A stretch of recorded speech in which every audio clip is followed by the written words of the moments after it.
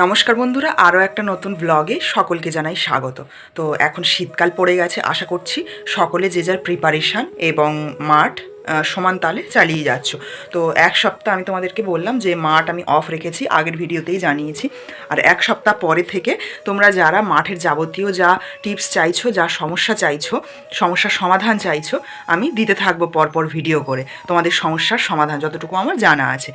আর এক সপ্তাহের মধ্যে অনেকেও আমার কমেন্ট সেকশানে দেখলাম যে হিস্ট্রি নোটস চেয়েছে, জিকে নোটস চেয়েছে।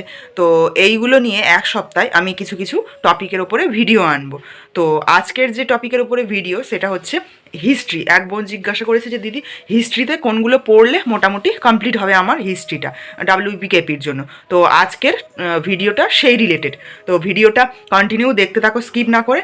আর তোমরা, আমি বলি না কোনো ভিডিওতে, এই প্রথম বলছি যে এত কষ্ট করে ভিডিও বানাই, তোমরা যদি আমাকে একটা ছোট্ট লাইক করে যাও, একটা কমেন্ট ছেড়ে যাও, তাহলে আমি ভিডিও বানানোর উৎসাহ পাই আরও। তো চলো আজকের দিনটা শুরু করা যাক। আজকে হচ্ছে সেলফ ইমপ্রুভমেন্ট সিরিজ নাম্বার 4। তো চলো, এখন সকাল থেকে ঘুম থেকে উঠেছি, একটু বেলা করেই উঠেছি আজকেও। তো আজকে সকালে ব্রাশ টাশ করে ছাতু খেয়ে এক গ্লাস আমি চলে এসেছি আমার পড়ার ঘরে। তো চলো এখন কিছুক্ষণ নিজেকে কনসেন্ট্রেট করে নিই, তারপরে পড়তে বসবো। কারণ পড়তে বসার আগে যদি অস্ত্রটা আমি ধার দিয়ে বসি, তাহলে আমার মনে হয় যে জিনিসগুলো আরও তাড়াতাড়ি আমি ক্যাচ করতে পারবো। তো এটা আমার স্ট্র্যাটেজি। তো চলো। প্রায় প্রত্যেক দিনই সময় করে পড়তে বসার আগে আমি নিজেকে আগে কনসেন্ট্রেট করে নিই, তারপরেই পড়তে বসি। আচ্ছা, তোমরা নিজেরা ভেবে দেখো তো, তোমাদেরকে কেউ এই কথাটা বলেছে কি না আগে, যে প্রত্যেক সাধনাই খুব সম্মানের একটা সাধনা। আমরা যে পড়াশুনোটাও করছি একটা চাকরি পাওয়ার জন্য, এটাও একটা সাধনা। ঠিক তেমনই নাচ, গান, আবৃত্তি, বক্তৃতা, কোথাও গিয়ে কিছু প্রেজেন্ট করা, প্রেজেন্টেশন, প্রত্যেক জিনিসই এক একটা সাধনা, প্রত্যেকটা জিনিস। এইবার ভেবে দেখো তো, এই সাধনার মা বাবা অর্থাৎ সুপ্রিমকে যদি না জানা থাকে কারোর, আমি বলে দিচ্ছি, সেটা হচ্ছে মননের সাধনা। সব জিনিসে দরকার মনন, ধ্যান, মনটাকে জুড়ে রাখা। তো সেইটা যে শেখায়, যে শিক্ষা শেখায়, সেটাই হচ্ছে প্রকৃত সাধনা, প্রকৃত সুপ্রিম সাধনা। তার শাখা প্রশাখা বা বিভিন্ন দিক হচ্ছে পড়াশোনা, গান বাজনা, লেখাপড়া, নৃত্য, সব কিছুই। তো আসল সাধনা হচ্ছে মননের সাধনা। আমরা যদি মনটাকে নিবেশ করতে পারি সেই সাধনায়, যে কোনো সাধনা আমাদের কাছে একটা সাকসেস ফিরিয়ে আনে। আমাদের মা বাবা তো প্রায় সময় বলে থাকে, বাবা বা মা মন দিয়ে পড়। আচ্ছা, তোমরা ভেবে দেখো তো এই মন দেওয়াটা কেউ শিখিয়েছে কিনা? আর আমাদের মন তো হাওয়া, কখনো দিল্লি, কখনো আগ্রা, কখনো 7 সমুদ্র 13 নদী পার করে যেখানে সেখানে ঘুরতেই থাকে। তো সেটাকে নিজের বশে এনে পড়াশুনোর মধ্যে নেওয়া বা বিভিন্ন পছন্দের কাজের মধ্যে নেওয়া সত্যিই খুব ডিফিকাল্ট। যারা করে তারা তো জানোই। তো আজকের আমার এই ভিডিওর মাধ্যমে একটাই বার্তা রইল আমার সকল ভিউয়ার্স বন্ধুদের উদ্দেশ্যে, যারা অ্যাসপিরেন্ট আমার মতোই, যে তোমরা পড়তে বসার আগে নিজেদেরকে একটু ঘষে মেজে ধারালো করে নিয়ে তারপরে পড়তে বসো। আর তারপরেই দেখো খুব কম সময়ে কতটা অ্যাচিভ করতে পেরেছো তুমি। এতক্ষণ ধরে তো অনেক জ্ঞানই দিয়ে ফেললাম। তো কারোর যদি খারাপ লেগে থাকে বা ভালো না লেগে থাকে, তাহলে আমি সত্যিই মন থেকে ক্ষমা প্রার্থী। আর যদি তোমাদের কারোর একটু ইনফরমেটিভ মনে হয়ে থাকে ভিডিওটা, তাহলে একটা ছোট্ট লাইক করে যেও আমাকে উৎসাহ দেওয়ার জন্য। আর অবশ্যই অ্যাপ্লাই করো নিজেদের লাইফে। আর এখন ভিডিওতে দেখে নিশ্চয়ই বুঝতে পারছো যে আমি এখন জিওগ্রাফি পড়ছি ম্যাপ দেখে দেখে। তো সকালটা খুবই ছোট হয় শীতকালে। তো একটা টপিক পড়তে না পড়তেই অনেকটা বেলা হয়ে গেছে। তো এখন যাব স্নান করতে। তো তার আগে তেল মেখেও কিছুক্ষণ রোদে বসবো, সেই টাইমটা বের করেছি শীতকালে। তো চলো যাওয়া যাক। তো স্নান করতে যাব, তেল তেল মেখে একটু রোদ্রে বসেছি।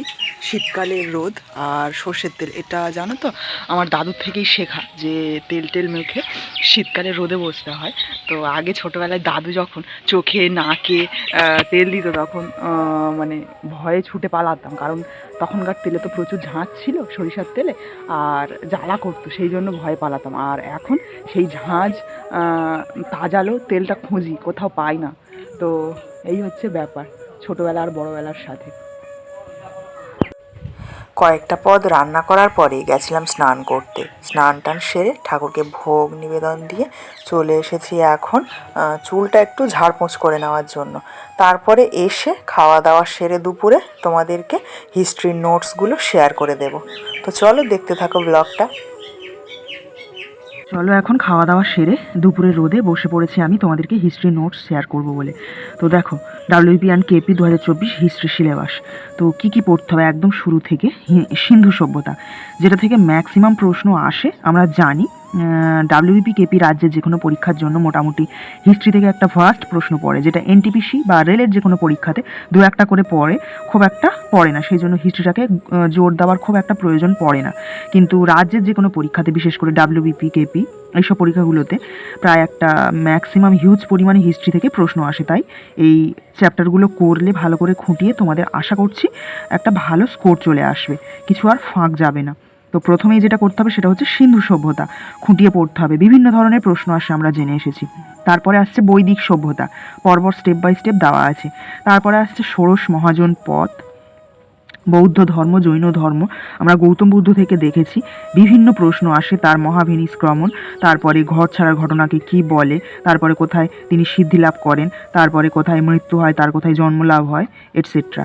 তো তারপরে আসছে জৈন ধর্ম, তারপরে আসছে মৌর্য বংশ, গুপ্ত বংশ, আর তারপরে এই চোল বংশ, চালুক্য বংশ, যেটা আমার পরে মনে পড়ায়, শেষে পয়েন্ট করেছিলাম এই দুটো। তারপরে আসছে তোমাদের গুপ্ত বংশ। বিভিন্ন পরীক্ষাতে প্রশ্ন আসে যে শেষ রাজাকে, শ্রেষ্ঠ রাজাকে, প্রতিষ্ঠাতাকে, তাদের ক্রিয়াকলাপ সম্পর্কে। তারপরে আসছে সুলতান ও মুঘল বংশ। তারপরে আসছে ইউরোপীয়দের আগমন ও ব্রিটিশ সম্প্রসারণ, এই চ্যাপ্টারটা। তারপরে আসছে ভারতের স্বাধীনতা সংগ্রাম, গুরুত্বপূর্ণ সভা ও প্রতিষ্ঠাতার নাম, জাতীয় কংগ্রেস, একদম ভেরি ভেরি ইম্পর্টেন্ট চ্যাপ্টার, যেটা থেকে কোনো এক্সামে পরীক্ষা আসবে না প্রশ্ন, এটা ভাবাই যায় না। মানে হিউজ পরীক্ষাতে প্রশ্ন এসেছে জাতীয় কংগ্রেস থেকে, যে কটা অধিবেশন আছে খুঁটিয়ে তোমরা পড়ে ফেলবে। তারপরে আসছে গুরুত্বপূর্ণ উক্তি, এটা তো আসেই একটা দুটো করে বিভিন্ন এক্সামে, গুরুত্বপূর্ণ উক্তি। তারপরে আসছে ঐতিহাসিক বই ও রচয়িতার নাম, দারুণ টপিক একটা। তারপরে আসছে সংবাদপত্র ও সম্পাদকের নাম। তারপরে আসছে গুরুত্বপূর্ণ যুদ্ধ ও সাল, বিভিন্ন ধরনের যুদ্ধ ও সাল। এই যে প্রত্যেকটা টপিক আছে না, এই প্রত্যেকটা টপিক থেকেও আমার এক একটা করে চ্যাপ্টার করে প্রশ্ন উত্তর পর্ব সারা আছে। তোমাদের যদি লাগে তোমরা বলতে পারো আমাকে। গুরুত্বপূর্ণ সন্ধি এরপরে আসছে, সভা ও প্রতিষ্ঠাতা। সভা, তোমরা তো যারা অনেক দিন ধরে আমার ভিডিও দেখছো জানোই যে দুপুরে করে আমি ঘুমাই না, সেই জন্য আজকের কোনো কেক কিংবা পাঞ্জাবি কিংবা অন্য কোনো কাজের অর্ডার না থাকায় আমি বিকালে বসে একটু আকাশের এই রকম রূপ অনুভব করছিলাম। তো যারা নতুন তাদেরকে বলবো ভিডিওটা ছেড়ে যাওয়ার আগে চ্যানেলটাকে একটা সাবস্ক্রাইব করে যেও, আর বেল আইকনটা ক্লিক করে যেও যদি এইরকম নতুন নতুন স্টাডি ব্লগ দেখতে চাও, তোমরা এরকম ইনফরমেটিভ ভিডিও দেখতে চাও, আর যারা একে অপরকে সাহায্য করার মাধ্যমে এগিয়ে যেতে চাও, তাহলে আমাদের একটা গ্রুপ রয়েছে স্টাডির জন্য, তো ডেসক্রিপশানে লিঙ্ক দেওয়া রইল। আর অবশ্যই একে অপরকে সাহায্য করার মাধ্যমে যদি এগিয়ে যেতে চাও, এই মোটোটা যদি মেনটেন করতে পারো, তাহলেই আমাদের গ্রুপের সাথে যুক্ত হয়েও। ওখানে ডেলি কুইজ অর্গানাইজ করা হয় নিয়ম মেনটেন করে, বিভিন্ন চ্যাপ্টার ধরে ধরে। তো আশা করছি যারা রেগুলার বেসিসে মেনটেন করো তারা তো জানোই, তাদের আর বলতে লাগবে না যে কী পরিমাণে তোমাদের ইমপ্রুভ হয়েছে আগের অবস্থার। আর যারা নতুন তারা কিছুদিন যাবৎ একটু যুক্ত থাকার চেষ্টা করো, নিজেরাই বুঝতে পারবে নিজেদের ইমপ্রুভমেন্ট। তো আজকের ভিডিওটা এই পর্যন্ত রাখছি, আবার পরের দিন কোনো একদিন হাজির হব একটা নতুন স্টাডি রিলেটেড ব্লগ নিয়ে কিংবা ফিজিক্যাল অ্যাক্টিভিটির একটা ভিডিও নিয়ে। তো আজকের এই পর্যন্ত রাখছি, দেখা হচ্ছে নেক্সট একটা ভিডিওর সাথে। ততক্ষণের জন্য সবাই প্রিপারেশন করতে থেকো আর খুব ভালো থেকো ফ্যামিলির সাথে।